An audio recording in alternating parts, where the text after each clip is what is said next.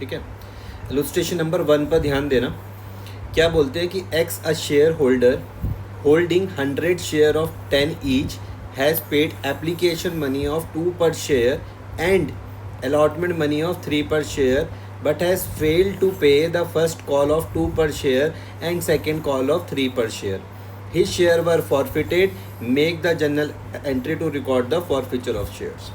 ठीक है भाई साहब। इलस्ट्रेशन 1 क्या बोलता है कि एक्स कौन है भैया? एक शेयर होल्डर है। ध्यान से समझना, एक्स कौन है? एक शेयर होल्डर है जिसके पास कितने शेयर हैं? 100 शेयर है। एक्स आपके पास कोई एक कौन है? शेयर होल्डर है। कितने शेयर हैं? 100 शेयर है। एक शेयर की कीमत कितनी है? 10 रुपये। क्लियर हो गया। एक्स कौन है? एक शेयर होल्डर। कितने शेयर हैं? 100 रुपये। 100 शेयर है। 100 शेयर। कितने शेयर है? 100 शेयर। 100 शेयर है। एक शेयर की कीमत कितनी है?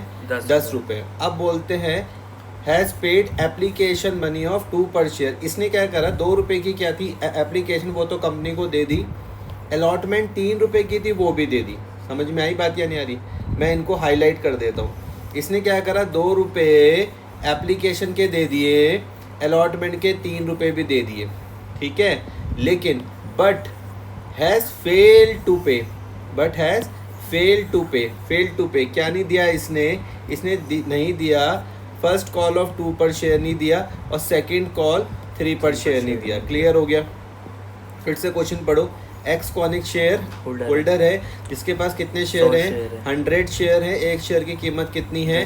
10 रुपये है। इसने एप्लीकेशन के 2 रुपये तो दे दिए, अलॉटमेंट के 3 रुपये दे दिए, लेकिन क्या नहीं दिए? फर्स्ट कॉल के 2 रुपये नहीं दिए और सेकंड कॉल के 3 रुपये नहीं दिए। अगर मैं यहाँ पर एक छोटा सा चार्ट बना दूँ, आप भी ऐसी छोटा सा चार्ट एक रफ में अपना बना लेना, रफ में। ठीक है, आपने लिख दिया भाई क्या? Called up. क्लियर हो गया।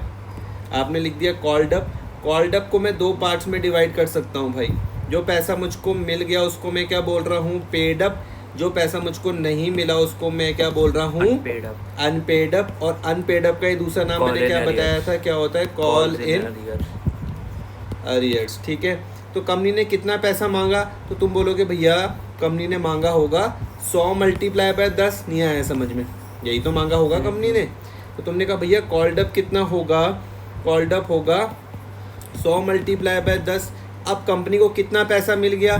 तो तुम बोल रहे हो भैया कंपनी को जो पैसा मिला है वो एप्लीकेशन का 2 रुपये और अलॉटमेंट का 3 रुपये, मतलब कंपनी को कितना पैसा मिला भैया?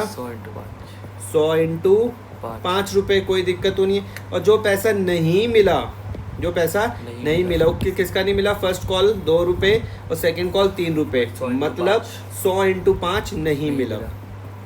तुम ये काम रफ में करोगे तब जाके क्वेश्चन सॉल्व करने में आसानी रहेगी। देख लो। ठीक है, कंपनी ने कितना पैसा मांगा? तुम्हें 100 इंटू 10 समझ में आ गया। हाँ। जो मिल गया वो तुमको 100 इंटू 5 समझ में आया। जो नहीं मिला वो तुमको 100 इंटू 5 समझ में आया। अच्छा, जब अब ये केस किसका बन गया? अगर मैं ब्लू वाले को देखूँ, फेल टू पे 2 पर शेयर एंड सेकेंड कॉल 3 पर शेयर, तो तुम बोलोगे भाई ये किसका केस बन गया? कॉल्स इन अरियर का केस बन गया। और जब कॉल्स इन अरियर होता है तो कंपनी क्या कर सकती है? शेयर्स को कैंसल्ड कर सकती है। क्या कर सकती है? उसी कैंसिल करने को हम लोग क्या बोलते हैं? फॉरफिट बोलते हैं। ठीक है, तो क्या कर दिया? उसके शेयर को फॉरफिट कर दिया। कोई दिक्कत तो नहीं है। मैंने लास्ट क्लास में बताया था कि जैसे ही फॉरफिचर की बारी आएगी आप एंट्री को उल्टा कर दोगे। आपको पता है कि शेयर कैपिटल में नॉर्मल टाइम पर कहाँ लिखता था? क्रेडिट में। लेकिन अब मैं कहाँ लिख रहा हूँ? देखो, डेबिट में लिख रहा हूँ। तो शेयर कैपिटल अकाउंट डेबिट, ये समझ में आया? अच्छा, मैं यहाँ पे कौन सी अमाउंट लिखता हूँ? शेयर कैपिटल में कॉल्ड अप की। बहुत बढ़िया, आपने बोला भैया यहाँ पर हम कौन सी लिखते हैं? अमाउंट कॉल्ड अप वाली लिखते हैं। तो कॉल्ड अप कितनी? क्या 100 मल्टीप्लाई बाय 10 थी? तुमने कहा हाँ 100 मल्टीप्लाई बाय 10 थी, तो 1000 ये आपको समझ में आ गया। फिर टू शेयर फॉरफिट या टू शेयर फॉरफीचर अकाउंट, यहाँ पर कौन सी लिखता हूँ मैं? फॉरफीचर में कौन सी लिखता हूँ? मिल चुका है, तो इसका मतलब कौन सी? Paid up. तो 100 मल्टीप्लाई बाय 5 समझ में आ गया। हाँ। मैंने आपको लास्ट क्लास में बताया था share capital DR to share forfeiture to calls in arrear बताया था। हाँ। एंट्री यही, या तो अब ये लिख लो, या तो आप लिख लो shares capital DR to share forfeiture to calls in arrear, या तो ये लिख लो, या फिर जो पैसा नहीं मिला, जो पैसा नहीं मिला उसको आप कहाँ लिख देना? क्रेडिट में लिख देना। समझ में आई बात या नहीं आ रही? जो पैसा नहीं मिला उसको आप कहाँ लिख दोगे? क्रेडिट में लिख दोगे। क्लियर हुआ? देखो जैसे यहाँ पे 2 शेयर फर्स्ट कॉल, ये समझ में आया 200 रुपये। 100 इंटू 2 नहीं मिला ना, तो मैंने इसको कहाँ लिख दिया, क्रेडिट में लिख दिया। 100 इंटू 3 ये 300 समझ में आया। हाँ। ये पैसा मुझको नहीं मिला। या तो आप इस तरीके से कर लो जैसा यहाँ पर किया गया है, ठीक है। या फिर आप इन दोनों की जगह, जो पैसा नहीं मिला इन दोनों की जगह आप क्या लिख सकते हो, 2 कॉल्स इन अरियर, और अमाउंट क्या आ जाएगी, 100 मल्टीप्लाई बाय 5। क्लियर हो गया? इतनी बात समझ में आ रही? पक्का? इलस्ट्रेशन नंबर 2 देखना।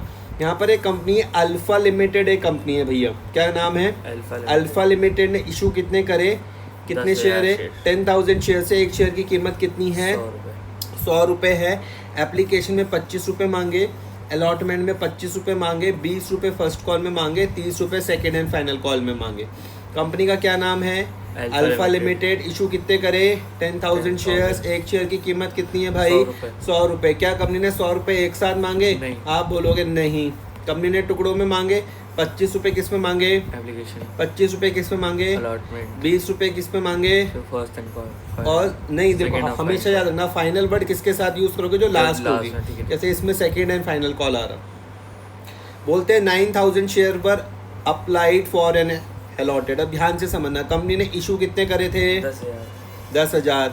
एप्लीकेशन कितने के लिए आई, 9,000 के लिए। तो काय का केस बनता है, तुम इसको बोलोगे भाई ये केस किसका बन रहा है, अंडर सब्सक्रिप्शन का केस बन रहा है, अंडर सब्सक्रिप्शन का केस बन रहा है। क्लियर हो गई बात?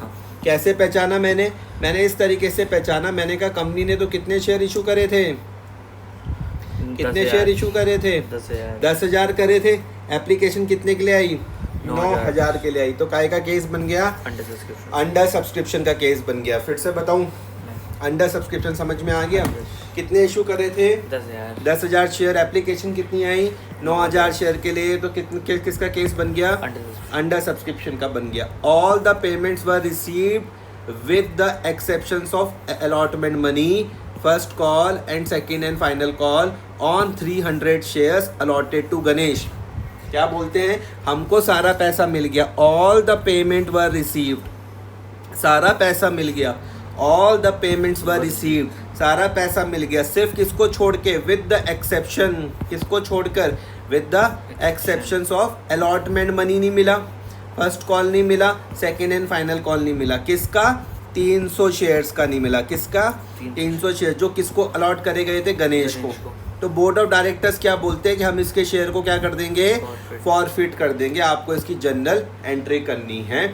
Make journal entry to record transaction relating to forfeitures of share. Clear हो गया? यहाँ पे तो सिर्फ फॉरफीचर की दी हुई है। आपको इसको 2 तरीके से सॉल्व करना है। एक बार तो पूरे क्वेश्चन को सॉल्व करोगे, ठीक है, एक बार तो आप इसको 2 बार सॉल्व करोगे। एक बार तो पूरे क्वेश्चन को सॉल्व करोगे। पूरे क्वेश्चन को सॉल्व करने का मतलब क्या, एप्लीकेशन की करोगे, अलॉटमेंट की करोगे, फिर फर्स्ट कॉल की करोगे, फिर सेकेंड एंड फाइनल कॉल की करोगे, उसके बाद फॉरफीचर की करोगे। और एक बार आप किसकी करोगे, सिर्फ ये फॉरफीचर वाली, जैसे यहाँ बुक में करी गई है। क्लियर हुआ? तो बुक वालों ने क्या करा है, share capital DR to share forfeiture to share allotment to first call to second and final call. आपको पता है हम शेयर कैपिटल में कौन सा पैसा लिखते हैं, यहाँ पर जो कंपनी ने कॉल्ड अप वाला। तो 300 मल्टीप्लाई बाय 100 समझ में आया, आ गया। इसमें कोई कंफ्यूजन तो नहीं है कि यहाँ पे 10,000 नहीं लिया, 9,000 नहीं लिया, 300 शेयर। ये आपको समझ में आ गया। फॉरफिट में कौन सा पैसा लिखते हैं, जो पैसा कंपनी को मिल चुका हो। तो सिर्फ किसका में मिला, एप्लीकेशन का ही तो में मिला। तो आपको 300 मल्टीप्लाई बाय 25 भी समझ में आ गया। और यहाँ पर 2 शेयर, इन तीनों पे कौन सा पैसा आएगा, इन तीनों पे कौन सा आएगा, जो पैसा नहीं मिला हो। या तो आप इन तीनों को लिख दो ऐसे करके, या इनकी जगह आप लिख सकते हो 2 कॉल्स इन अरियर। ऐसे भी कर लो तो कोई दिक्कत नहीं है। उसमें फिर 300 इंटू कितने करेंगे, 25 + 20 + 30। लेकिन ऐसे भी कर लो तो कोई दिक्कत नहीं है, बड़ा ही सिंपल है। समझ में आ रही बात या नहीं आ रही? जो पैसा मिल गया उसको मैं कहाँ लिख रहा हूँ, 2 शेयर फॉरफिट में, 2 शेयर फॉरफीचर में। जो पैसा नहीं मिला मैं उसको रिवर्स करो। जैसे शेयर अलॉटमेंट का पैसा नहीं मिला, ये देखो तुम समझ गए। यहाँ पे फर्स्ट कॉल का पैसा नहीं मिला, ये तुम समझ गए। सेकेंड एंड फाइनल कॉल का पैसा नहीं मिला, ये तुम समझ गए। कोई दिक्कत तो नहीं, इतने में बात समझ में आ रही बात या नहीं आ रही? एक बार तो आप इसको ऐसे सॉल्व करोगे। दूसरी बात, सबसे पहले आप लिखोगे bank account debit to share application, share application desire to share capital. Simple है। कितने के साथ आएगी, 10,000 के साथ या फिर 9,000 के साथ? 10,000। बिल्कुल गलत आंसर, 10,000 से कोई मतलब नहीं है। अच्छा, 9,000। जब एप्लीकेशन ही 9,000 आई तो मैं क्वेश्चन को 9,000 के ठीक। साथ सॉल्व करूंगा। ठीक है। Bank account debit to share application, पहले आप क्या लिख दोगे, आप लिख दोगे bank account debit to share application 9,000 multiply by 25, जो भी अमाउंट आएगी वो आप यहाँ लिख दोगे। फिर share application account debit to share capital, clear हो गया। फिर अलॉटमेंट की लिखोगे share capital, share allotment account debit to share capital, clear हो गया। 9,000 मल्टीप्लाई बाय 25। फिर आप लिखोगे जो पैसा आपको मिल गया, जो पैसा आपको मिल गया उसके लिए आप क्या लिखोगे, जो पैसा आपको मिल गया उसके लिए आप क्या लिखोगे, बैंक अकाउंट डेबिट। जो पैसा मिल गया उसके लिए आप क्या लिखोगे, bank account debit calls in arrear, नहीं आया समझ में, account debit to share allotment. कोई दिक्कत तो नहीं है। कितना पैसा मिलना था, तुम बोलोगे भाई मिलना चाहिए था कितना, 9,000 मल्टीप्लाई बाय 25, जो भी अमाउंट आएगी यहाँ पर लिख दोगे। जो नहीं मिला, कितना नहीं मिला, 300 मल्टीप्लाई बाय 25 यहाँ लिख दोगे, और इसमें से इसको माइनस कर दोगे तो आपको ये वाली अमाउंट यहाँ पर मिल जाएगी। कर पाओगे? सेम यही चीज़ आप किसके साथ करोगे, फर्स्ट कॉल के साथ, इसकी भी दोनों आ जाएंगी और सेकेंड एंड फाइनल कॉल की भी दोनों आ जाएंगी। उसके बाद आपकी ये वाली एंट्री आ जाएगी। क्लियर हो गया? करो इस क्वेश्चन को।